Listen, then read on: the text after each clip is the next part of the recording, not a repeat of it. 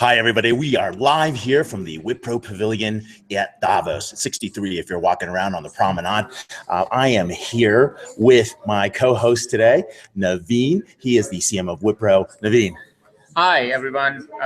We are here from Davos and love to talk to you. And I am here with my good friend, Ray Wang. And all through the day, we have been walking around the street, meeting amazing people and having some great conversations.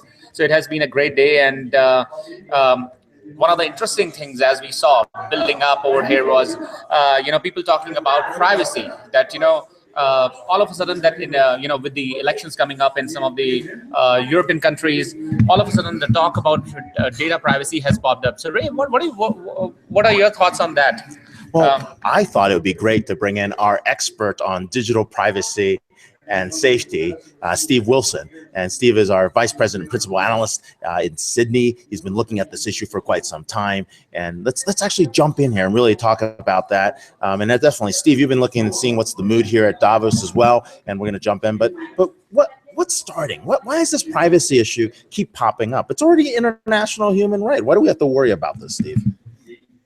Yeah, that's such a good question, Ray. Why are we worrying about this? You sent out a tweet recently about let's make this a human right. I think what you meant was, let's remind everybody what's going on. Some of our European colleagues said, hey, what? It's already been a human right for 50 years. So the privacy is this thing that is so personal. We use privacy every day without even knowing about it. And when we go online, I always talk about the analog to digital conversion, the real world to the world. And digital world is so important now, but we still carry these sort of weird real world intuitions into it, and they keep breaking down. So privacy online is all about information. We lose all of those visual cues, don't we? We don't have faces, we don't have sort of inhibitions, we don't have curtains. Our intuitions, what people imagine is going on online isn't quite right. And so that's why this thing keeps breaking all the time. We have to keep figuring out new ways of dealing with it. So are there any transatlantic tensions you're hearing? Is there any talk about that you're hearing with regard to the privacy? Yeah, constantly, Naveen, constantly. The transatlantic tension is all about, characteristically, and we're going to be a bit sort of cliched about this, but characteristically, Americans are entrepreneurial about data. There's even an argument that the American economy depends on data. And in Europe, it's much more about personal respect. And ironically, Europeans are about the stability of the state versus the rights of the individuals. In the USA, it's about the rights of the individuals, and that produces a trickle up to a broader economic value. So you do get into a philosophical debate, don't you, about the primacy of the individual in the US and the primacy of your business rights to exploit whatever natural resources there are in God's own land. And if that includes data, the American spirit now is all about taking data. It's taking the information as the new resource and then synthesizing things out of it. The greatest thing that happened in the 1950s was plastic. Polymer technology, synthetic technology, and being able to design things out of crude oil. This is what's happening with data. We've got a huge cyber synthetic industry, global cyber synthetic economy coming out of data. I think I don't like to talk about the balance and the compromises, but there is this incredible tension between the business opportunities of data and what does that mean for human life. No, that makes a lot of sense. And you know what? One of the things that every business model that we're seeing here at Davos, talking about transforming, is built around data and insights. And people are walking around with understanding the old safe harbor, the new privacy shields, what's happening with GDPR, especially coming from the German laws in the past. That stuff's kind of being overlooked, right? I mean, what is that significance as people start to think about these new business models? Look, the new business models are largely about how do you value add raw data. And, the old pyramid of data, information, knowledge, wisdom. I don't know whether we're getting to wisdom, right? But that conversion of data into information quite often produces personal information. And that's when privacy kicks in. You know, we've got data scientists out there that are mining retail data and figuring out whether women are pregnant or not. We've got insurance companies mining sleeping patterns and working out what your insurance risk is. The unintended consequences of figuring stuff out about people, that's where the privacy collision happens. So that's what I think most big data is actually all about. How do I figure out stuff about Naveen and Ray without ever asking you guys any questions? So that's like magic. But the privacy impact is that if you have got algorithms that are discovering things about people so that you can evaluate your product, or you can sell more stuff, or if you can calculate an insurance premium, or if you can calculate somebody's, you know, expected longevity, you can calculate their cancer risk from what they're eating. All of those personal insights that you are synthesizing have got privacy impacts. And I think that is, you know, it's fascinating. It's keeping me busy. No, I can see that. And I can't remember who was on stage. I literally saw someone say, you know, we need to make data a personal right. You know, your data needs to be yours. That needs to be designed. Somebody was calling for this, and I think it might have been the CMO forum we were at earlier. There was a CMO conversation on CNBC, and I want to say was it the Publicis guy that was asking for that? So was it Maurice, or was it Maurice Levy? Yeah, it was Maurice Levy from Publicis. Yeah. Publicis guy was like calling for that. Right, he's like the king of PR, and he's like, you know, we need to take that back. Citizens have to take that back. That's got to be the data. And you know, I'm really excited about that kind of stuff. So, and if I may say, I think that's like an American philosophical approach, because it's about individual primacy. You have a sort of a do-it-yourself approach, or almost like a Wild West approach sometimes, where people want to own data. We have this very well-meaning personal data ecosystem movement. We've got vendor relationship management, some really good work come for 10 years out of Doc Searle's area. These guys have got an orientation that says data is not just a personal right, it's a personal asset, and I need to own it. Now, my problem with that is that it's kind of complicated owning data. It slips through your fingers. And most of the data about me, I never get anywhere near. It's around the back, right? It's in the analytics systems, it's in the mainframe computers. I never see it. So we've got to be quite careful about having this sort of human asset idea that controlling and owning data is probably too much for some people to cope with. You mentioned GDPR. We're certainly dealing with a lot of sites. Yeah, and understand GDPR. And that data, right? The stuff around privacy, right? This impacts things like blockchain, AI, IoT. It's almost like a core fundamental design point that's missing. And we've noticed here that there's a lot of blockchain going on at Davos. We got a lot of fake blockchain. We got a lot of blockchain, as you notice. We got a lot of people like, you know, hyping blockchain. You know, let's get down to, you know, some real stuff on blockchain, and then let's talk about what it can do and what it can't do. Not like the Bitcoin blockchain, but break it down, because I know you're working on a report helping people to really understand beyond the hype of this blockchain what's going on. Let's give us a few things to start with. So real business applications on blockchain. That's yeah, and we're nearly there. You know, the original blockchain is a very important thing. It was an algorithm that came out of nowhere to solve electronic cash. Now, the trouble with electronic cash is that if I've just got ones and zeros in my computer, I can move them anywhere, I can copy them, I can use them twice or 10 times, and I can counterfeit electronic money. So what the mysterious Satoshi Nakamoto did, the inventor of blockchain, he figured out a way of crowdsourcing to make sure that Bitcoins only ever get spent once. It's called double spend. If you can solve that problem, you've got electronic cash. It was magic. Now, the thing about Bitcoin is that it's completely anonymous. You have two people can spend stuff. They can spend real money. You know, what's a Bitcoin worth now? Over $1,000. This is real money. Yeah, we're trading about over 1,000. Yeah. So you can spend money without knowing anything about each other, without having an administrator or a reserve bank. People thought that was magic, and they thought, well, maybe we can use this ledger. It's a ledger for tracking other physical assets, so diamonds and counterfeit sneakers and land titles. Real estate transaction, land titles, yeah. Yeah. Now, the problem there is that it makes the algorithm complicated. The so-called consensus algorithm in blockchain is so that everybody can agree what's going on without any administrator. It's like building a very, very special, like a solar-powered car, okay? you want to solve a particular problem in a particular way with a particular technology, you can't just pick up that elegant design and use it for other stuff. You can't take your solar-powered car and get frustrated because it goes kind of slow. So you want to put a V8 engine on the back of your solar-powered car to make it go faster. You can do it if you want to, if you're an enthusiast, but what you do is that you wind up breaking the integrity of the beautiful solar car. So the first blockchain is like that. It's very, very specialized. It's very dedicated to Bitcoin. And you can't use a database. It's a terrible database. So, you know, what's happening, huge amount of R&D, taking the ideas of blockchain and doing them over again. So how do you have a ledger with a lot of competing interests? So in business, you have many different sectors where you have businesses that are competing on the one hand, but they're cooperating on the other hand. Pharmaceutical industry, finance is all about this. You guys are laughing because that is business, right? It's tension, it's cooperation, it's competition.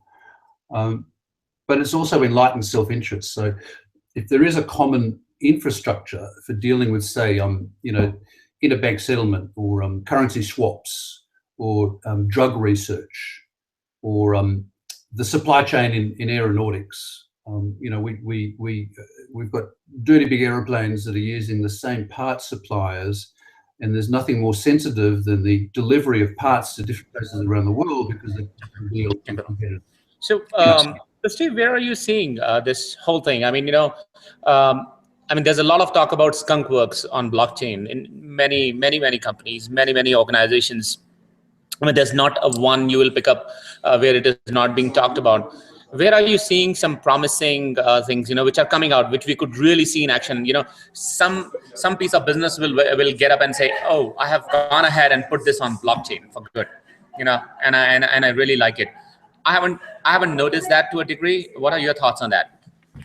Well, we haven't noticed it because people are taking their time, Naveen, and I'm an R&D guy and I welcome this. I know that people are frustrated and they want to see more action, but we have to be calm. But Steve, we've had all these announcements like R3 Corda and Hashgraph and, you know, Hyperledger and distributed ledger technologies that are DLTs coming from everywhere. What does that mean?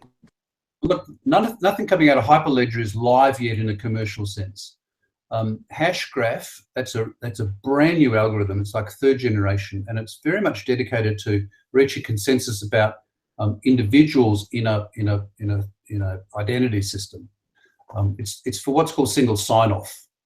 If you've gone and single signed on all around the world, and all of a sudden you're going to go on vacation, you need to be able to kill all of those sessions. So it's a very precise problem. It's not about trust and it's not about consensus of the world, and it's all about very specific identity management. Corda out of R3, I think it's the most exciting work. It's not even a blockchain. It's sort of proprietary database knowledge. Yeah. They're making it open source, so there's no secrets, but it started out as a proprietary problem of the world's biggest banks. And every now and again, those banks need to agree on a ledger of financial instruments, trades, financial. The Corda system is like a very specialized version of blockchain, which doesn't do currency, but it does currency instruments. That's fascinating. It's very patient work. They've written some really nice articles, almost textbooks about how to do this. So look, I'm sorry that this gets a little bit dry. And to Naveen's point, where's the action? You know, and I'm not here to tell you that there is immediate things. You know, this is not like a new model car that's rolling off the production line just yet. It's about R&D, and we need to expect it to be painstaking, because if it's going to solve the world and produce new ways of trusting people, we've got to get it right. And taking the original blockchain and sort of bending it and forcing it into land titles, that's not working. Lots of announcements, but none of that stuff's working. Right, and there's these crazy things that you've been talking about, like smart contracts are crazy, use cases are being overblown. Are we coming back? Is the pendulum shifting back to something that's useful? It is. You know, there's a contest of ideas around Bitcoin and blockchain, and it is swinging back to a more moderate kind of area. And it's about expectations, like what problem are we really trying to solve? So, you know, most of our work at Constellation has been about process. It's about What problem are we trying to solve with this fantastic technology, and how do we go about doing that really, really patiently? See, another interesting part we are observing here in Davos is artificial intelligence, of course, as you must have heard, a lot of talk on that. And there is an interesting report we saw, where 63% of the people, which is from Edelman's Trust Barometer, 63% of the people, they like software curated news better than the created by normal editors or content curators. Given that is much more rule based, eventually it is learning, and you can see the application of AI in the background. What are your thoughts where the AI ethics are going in? Because once that takes over, it is showing you the news you want to see, but there may be a time when you want to see another perspective as well. Are we really driving the world in the direction we all believe in as individuals? Yeah, it's a bit like spell checking and the automatic thesaurus, right? So guess what? On my desk here, I've got an thick old dictionary and an old thesaurus, and when I'm looking up the meaning of a word, I'll see other words nearby, and I'll learn stuff. I get pleasant surprises, and maybe I drift off. Computerization removes a lot of that serendipity. If you click on a spell check or click on a thesaurus, you don't get those surprises anymore. And that's what you're going to there, Naveen, when things are automated for you and you're getting exactly what you're used to all the time. You don't get those fantastic human surprises anymore. So I think that'll come back. I think that there will be more creative ways of using these technologies. At the moment, they're actually fantastic. I think curated news is a kind of a magical thing. Let's be a little bit sober about this, though. The dark side of AI, and the dark side of even simple things like search, is that the big data companies, digital companies building these fabulous, usually free services, they're learning about us. Are they really free?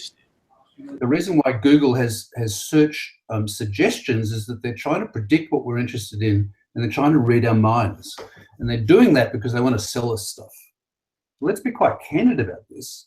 There's a free bargain, and I'm not disputing the bargain. Search is fantastic, but Google is learning about us. They call themselves an AI company. And so everything that's out there, Siri, Cortana, all of these assistive technologies, the dark side is that the digital companies are learning about us, they're synthesizing insights about us, and they need to be accountable for the privacy impact. That's how I read the right to be. The right to be. Yeah, and one of the crazy things, right, is these conversations as a service, as people are talking, Alexa's sitting there listening into your room. I mean, you got a little Amazon Dot. I mean, we've been having fun with folks that have Alexa. It's like, Alexa, go buy 10 copies of Disrupting Digital Business. Alexa, check out. And if you're listening on this really loud, you just did that. Thank you very much for your purchase. But the point being, I mean, this is like crazy, right? So, I mean, you're talking about the dark side, and this is like, I mean, these edge cases, right? What's the safety around the edge cases to help people understand how we protect our rights, Steve? Look, the edge cases are really important. You've got like the trolley problem in self-driving cars about, if you've got a choice between life and death choices, how do you figure that out? The edge cases are important, not because there might actually be a trolley problem, but because the software needs to be designed to know about edge cases. And we need to know how to think about edge cases. So the thing about the trolley problem that engineers don't get is that there is no solution to the trolley problem. It's like Fight Club. The thing about the trolley problem is that we don't talk about the trolley problem. Human ethics is all about those exceptions, is like the serendipity that we were talking about before, and computers are really bad. We're in a new paradigm of uncertainty. The thing about ethics is that reasonable people disagree. And just think about what that means. Reasonable people can disagree about a thing. Computers don't work like that. Computer engineers don't work like that. They have an instinct that says everything's got a black and white solution. And I think the paradigm that we're going into is going to be one of design uncertainty. We're going to have different philosophies of design. Just imagine we have two self-driving cars that have come from different philosophies, a Japanese design philosophy and an American design philosophy. You can imagine that we're going to get into some very algorithmic, sort of weird deadlocks, right? Now, that's the far end of AI. Oh, that's like the Pittsburgh problem, right? Right. Who makes you get the first left, right? I mean, that was very interesting. So yeah. The other interesting thing was the Uber that ran the red light in San Francisco a few weeks ago. There was also a pedestrian in play there, and the pedestrian saw what was happening and held off, but the pedestrian nearly had a tangle with a self-driving car. I think that there's an interesting machine learning thing there. That I remember when I was teaching my kids how to drive, and I told them stuff like what a red light means and what a green light means, and you teach them that. You stop. What did you tell them? What did you tell them what a yellow light meant? Do you slow down and wait, or do you run it? That's a design philosophy, right? Hey, I never had to tell my kids, don't run into a pedestrian, because as human beings we know that. So you've got this funny machine learning problem with cars. Like, how much do you need to teach a car about human behavior, about culture? And I think that's really interesting. So if we can solve some of those problems with advanced neural networks and adaptive neural networks, you get some unpredictable behavior, but you get an amazing instinct or a learning. The final thing I want to say about that point is that, early human psychologists, they learn a lot about the brain from unfortunate brain injuries. Every now and again, you'd get a terrible, very unfortunate incident or a tumor on the brain that would produce a weird result, and scientists would learn. And we need to start learning from AI's mistakes. What was going on when that car got confused about the sunlight and the truck and the machine vision? What was going on? How do we learn from that? Yeah, Steve, what will we be talking about AI next year? What are the hot new areas about AI you're seeing, which can get to next year into some really concrete solutions? Yeah, definitely the assistive tech, the conversational tech. There is a lot of really important breakthroughs in natural language processing. So you'll have agents that are listening in. There's that sort of surveillance overtone there already, right? It's hard to avoid. But you'll have agents that are helping, like on a Google Hangout, and listening to the conversation and understanding, not just picking out keywords and saying, "Oh, we see that you're in Davos." After this call, going. Should we say terrorist 3 times? Will someone come after us? Well, I mean, will there be police behind me in like 5 minutes? Well, some people would say, why not? Some people would say that we've got to give up some of that secrecy and some of that preciousness. I don't know. I admit that these are difficult questions that need to be resolved sort of patiently. So. All right, but to what extent is AI like teenage sex? Back to the big data problem. Everyone's talking about it and nothing's really being done. Look, there's I think blockchain is like teenage sex, but I think that AI is a lot more substantive. I'm actually happy to know that. Awesome.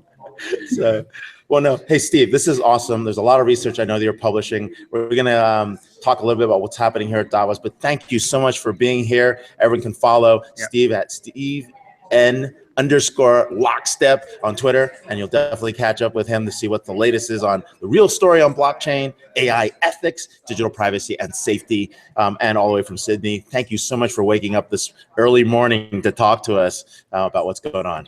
Yeah, I wouldn't miss it, Naveen. I wouldn't miss it, Ray. Thanks. Have a great time, guys. Awesome. Thank you, Steve. It was good talking to you. Good Thanks, Steve. So, yeah. So, hey, Naveen, we've been walking the promenade, and it's been crazy. And what have we seen? What kind of conversations really took to you today? Very interesting conversations. One conversation we had with the head, one of the senior guys out of Dubai government. He was the CEO of Dubai Development. Yes. Dubai Development Authority, and his views on, I think.